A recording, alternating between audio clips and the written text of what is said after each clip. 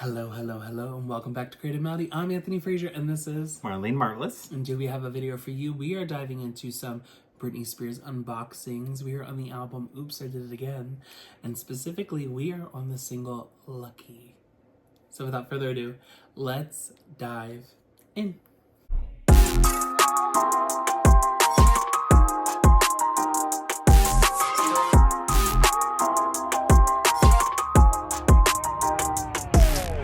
Until I feel the vibrations.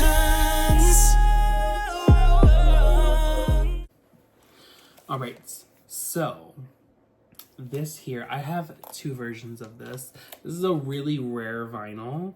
If you know, you know. Okay, the hunt has been on for many years for this vinyl, and I was able to secure all of her original vinyls with the pictures. So yes, this is one of them. This is Lucky.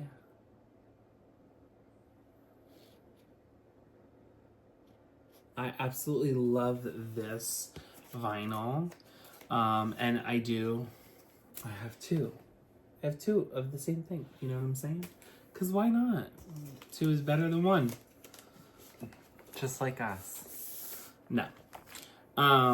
Get away from me. But here is without the shiny little protector. And then on the back is a track list.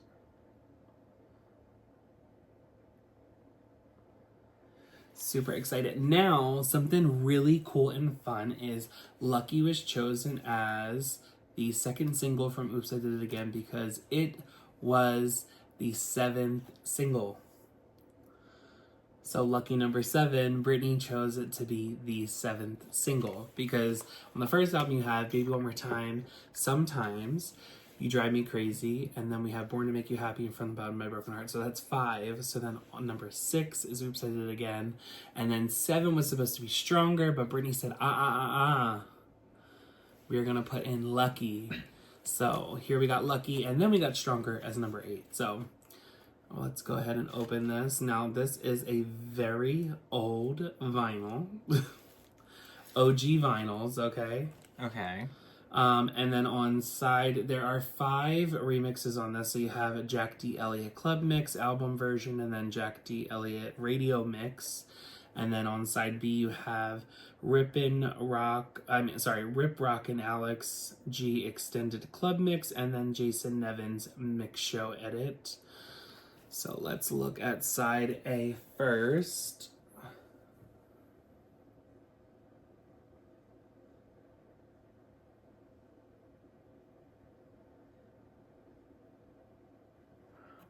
And then side, B.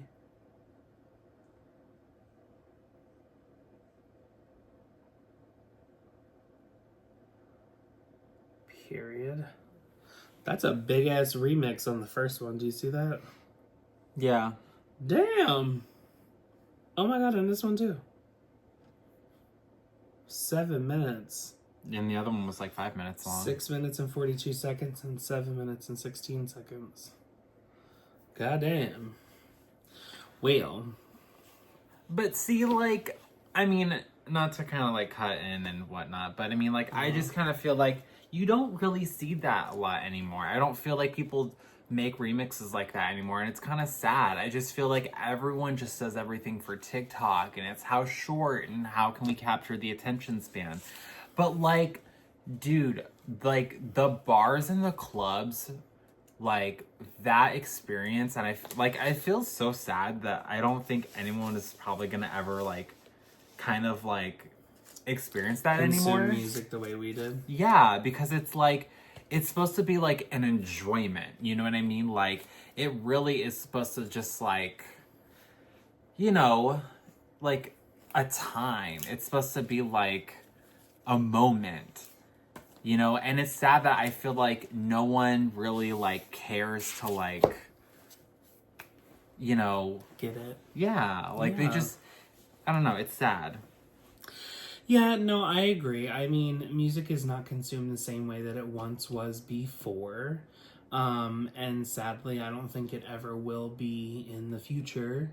You know, it just kind of is the way it is at this point. So it sucks, but we had the best days. So that's all that matters, you know? True. Fuck these bitches and what they get in the future. For real. But I mean, hey, who knows? Maybe one day it'll all kind of like circle back. Circle back. I don't know. I feel like it kind of does. You know, there are certain artists throughout their career who I feel like some of them really pay attention to remixes. Like, I feel like Gaga kind of brought that back. You know, I feel like she was the first one after, like, I don't know, maybe like a 6-7 year gap of like people who really just, artists just didn't care to put out their remixes. And then Gaga was like, oh no, but you're going to do a remix album. You know, we're going to do a remix album for the first album. We're going to do a remix album for the second album. And each of the singles got maxi singles. And that was really cool too. Like, oh, I mean, literally, I feel like from between like, what is it? The Fame to Born This Way, like every single single had like a part 1, 2 to like the remixes for just the single. And then like the whole album itself would get like a full on remix album. And, but it's kind of crazy to even think about it. 'Cause like Art Pop never got that. And then like you didn't really get another remix album until like Chromatica. But it's also sad to even think like Chromatica singles did get some remixes. I remember that. But it wasn't the same as what she was doing before. She never did like the full like an EP almost. Because that's kind of, I think what they were kind of classified was more like an EP. But still, that's kind of crazy. yeah. I mean, I thought some of the vinyls got remixes. Because I know, like, Guy got a remix album. Well, remix EP. The maxi single. He did it? Yeah. Remember she was standing there in the dark hair? Yeah, she did do that. Oh, and Applause. Applause did get... Yeah, Applause and GUI kind of did. But then again, like, Art Pop is in a really... Like, Art Pop just had a really weird thing with its singles because it was like, you had Applause, and then she put out Venus, but Venus was supposed to be the second single, but then she put out... She put out Do What You Want as a promo single, and then it became the next single because everyone really liked it, but then people had a problem with it because it was R. Kelly, and then Christina Aguilera jumped on it. Yeah, and then nobody cared about it. Yeah, then that didn't go really go anywhere, and then GUI was like technically the third single off the album. And I mean, yeah, but it's like, it's so weird because like Applause and GUI are the only songs off that album that actually got a music video. But there's also some more secrets about the album that we'll definitely go into when we review Art Pop, which I'm excited about. Yes. So the Lucky actually had 2 different versions as well that kind of went out for the singles for the album. So like she had like 2 different physical versions. She had like a green version that kind of matched the same cover, and then she had a purple version, so it was purple where the green was.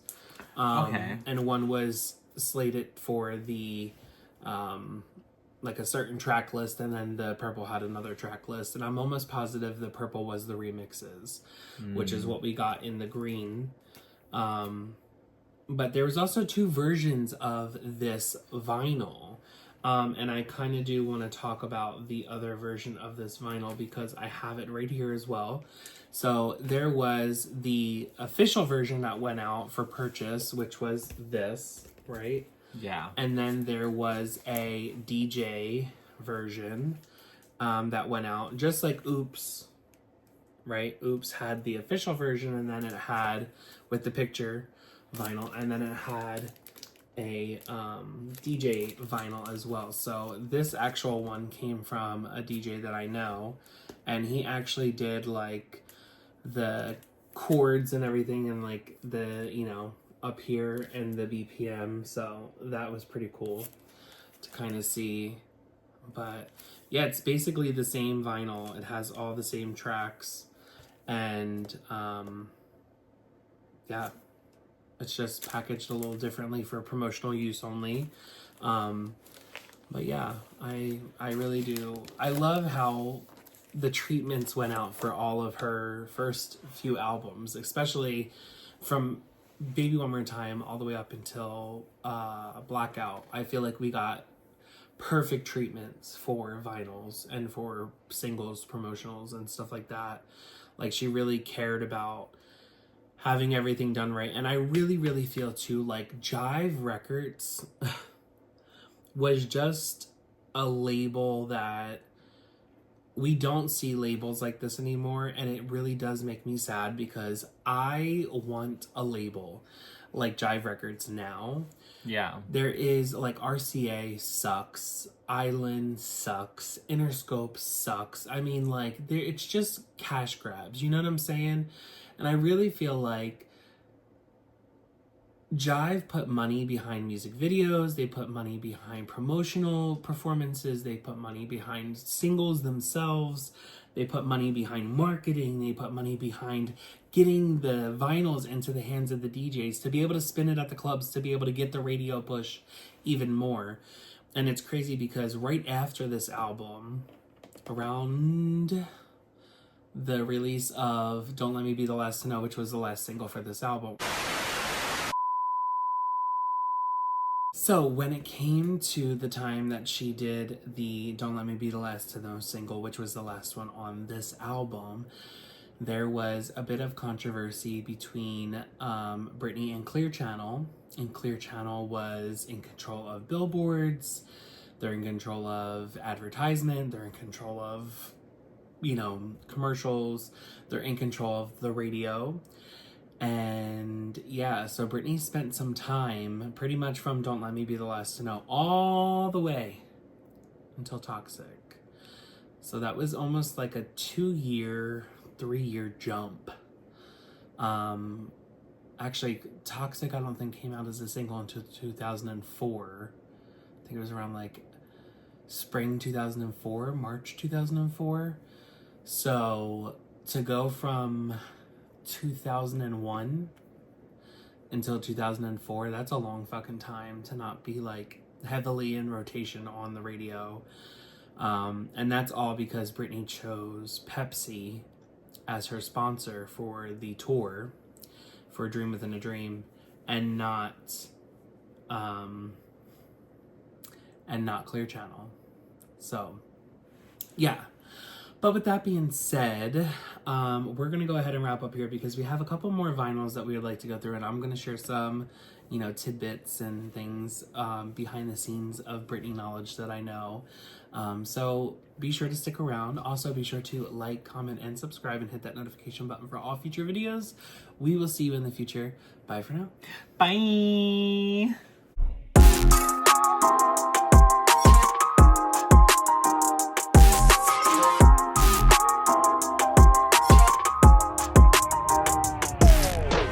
Till I feel the vibrations.